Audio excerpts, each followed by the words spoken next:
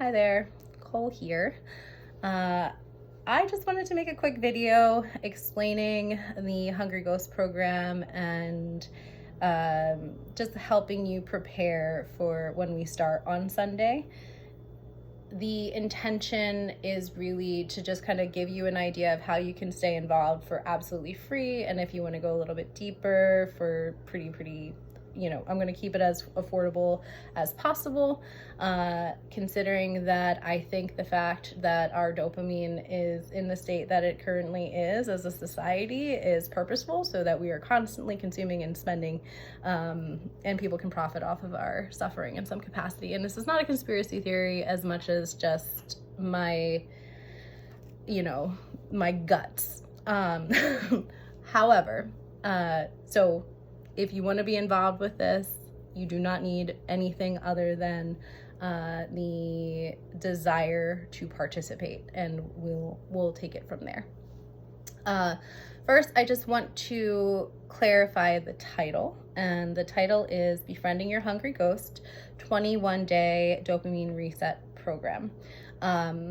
So befriending is, I want the approach to this program to be kind, to be without shame, and to really feel into this grip that certain things have on you, these quick fix dopamine sources have on you, without judgment, but with interest and a willingness to look at what's a little bit deeper to it, and knowing that it might not be completely easy all the time, but because you're befriending the process, you're going to do it with compassion. Just like sometimes it's not easy to support our friends in hard times, but we're still committed to doing it because we love them and we want to support them.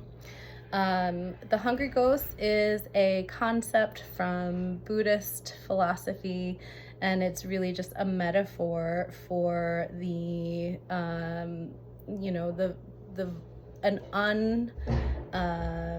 unrelenting void that cannot be fulfilled, a sense of desire that is unsatiable, and the idea that there are certain things, certain experiences that cannot be met through external phenomenon. They can only be met through intrinsic sources. So, okay.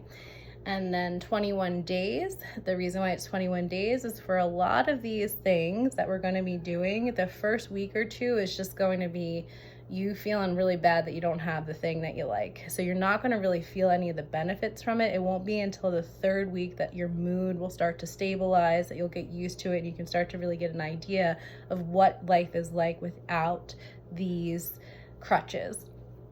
Dopamine. The reason why I chose dopamine is, if you know anything about me, I have ADHD, which means that I was born with a difficult dopamine situation. So I've developed this program over the last, I can't count, but it started in about 2011, 2012. I've been doing this every year. I used to do it only in the fall. Now I do it every season. It is just a part of how I approach life, because I know that I'm looking for that quick fix, and I don't want that to be my destruction. Dopamine reset. I'm saying reset. I probably should have said restart, if I'm being honest, because if we really wanted to reset our dopamine levels, in some cases, depending on how off they are, it might take, 2 weeks to maybe an entire year or longer. So it really depends on a case-by-case basis, what you're addicted to and how, or what you're dependent on and how intense that dependency is. So I'm saying reset because this will help you reset, but I restart probably would have been the right word. Anyway, what's done is done. And then program, the idea is that this is a container. I'm here to support you in some capacity. I have boundaries, and there's not going to be too much of, beyond what I'm willing to do. But that program looks like having the free sources that are going to be posted on my Instagram account, the professional one, the ability to sign up via email for a little bit more clarity on what we're doing, the opportunity to leave a sliding scale donation so that you can get the workbook from last year and go a little bit deeper into what maybe some of the triggers are that are causing you to clutch into this, the origin of some of these habits and behaviors, and the option to sign up for live support. So once a week over the next 3 weeks, we can have a check-in call either as a group or as an individual. That will also be by donation. And then the last piece is when the program is over, I want to provide you with an ebook, and that will be a resource so that you can repeat this program as many times as you want. So say you get dysregulated again, overstimulated again, you start to feel down, like nothing's really quenching your thirst or making you feel good, you can come back to this program and kind of reset again. Whatever we're doing in this, you could really do for as long as you want. Nothing that I'm suggesting would alter your nutrients in your body. All of the things that I'm suggesting should just improve your quality of life over time. That being said, this is not a perfection project. I do not believe in perfection. I am the most imperfect person I have ever met. I'm a constant contradiction, and I love every piece of it. So I would love for you to allow yourself to be human here with some ghostly aspects. So very important, if you mess up, you're just going to start over again. Some of the things that I'm recommending that you abstain from, you can opt in, opt out. It's really up to you.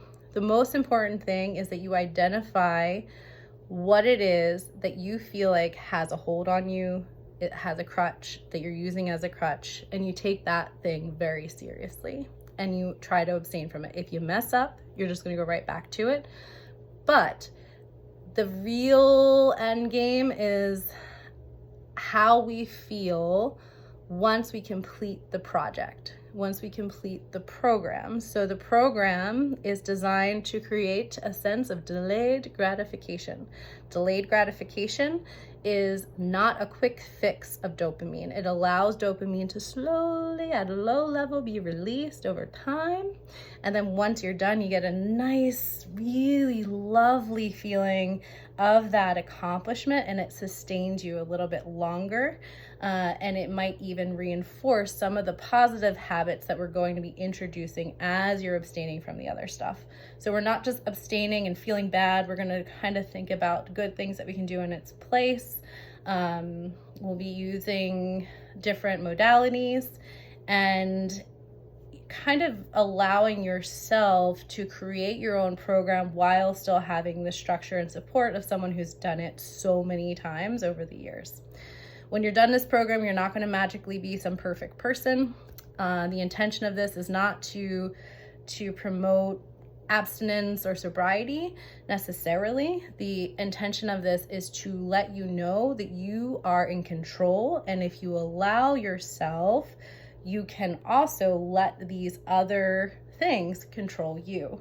And we cannot allow that to keep happening because it is way too profitable for other people. And I'd much rather you be succeeding in life. So this is my good deed. Anything else I want to share? So the things that we're abstaining from optionally, you can, again, choose anything at all. But the things that I'm suggesting, because they really, really do overstimulate the dopamine receptors or pathway, or however you want to explain it, are drugs and alcohol, substances. That's an obvi.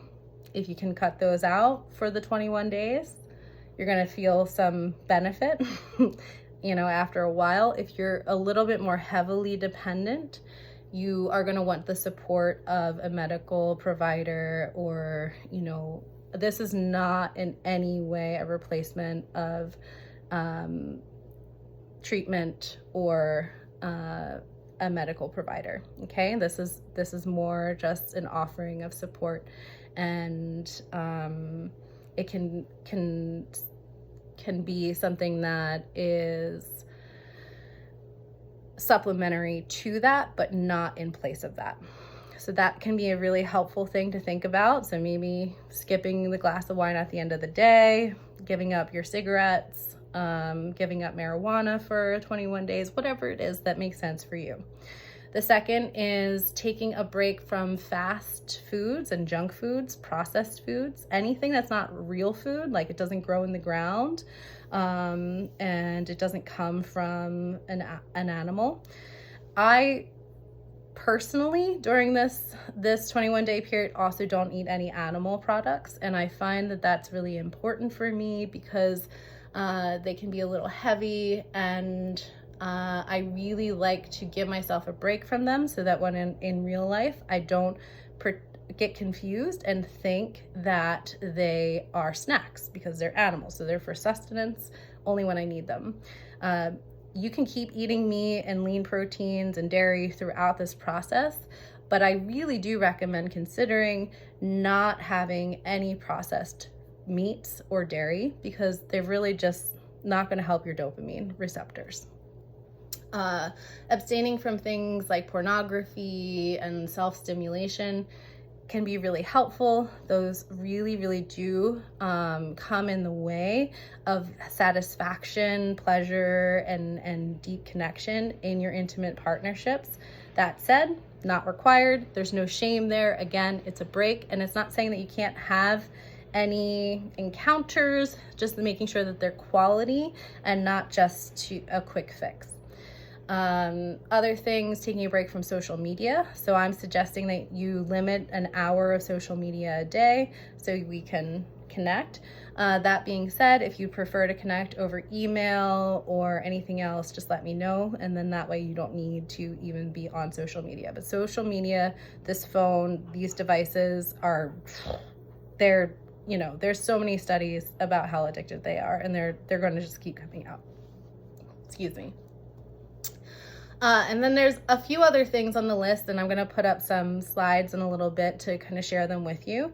Again, you can choose one, you can choose all, you can choose a few, you can make up your own. I joke in one of the last slides that I'll put out is that it could be giving up tarot videos, or ordering takeout, or biting your nails, like whatever your deal is, it doesn't have to make sense to anyone else. That it's a thing.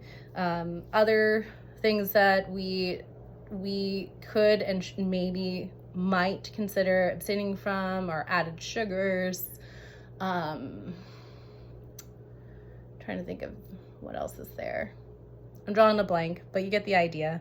Things that might not be super good for you, but they're commonplace in some capacity. Yeah. All right. I'm losing my steam, but that's what I have for now. If you gave me your email, you'll get an email over the weekend clarifying all of this. I'll be posting a few more slides up on the Nicole Lynn Hooley Instagram page. And thanks for listening. This was a lot longer than I thought it was going to be, but I did my best. And when you're doing something for free, you really don't have to push yourself too hard, I guess.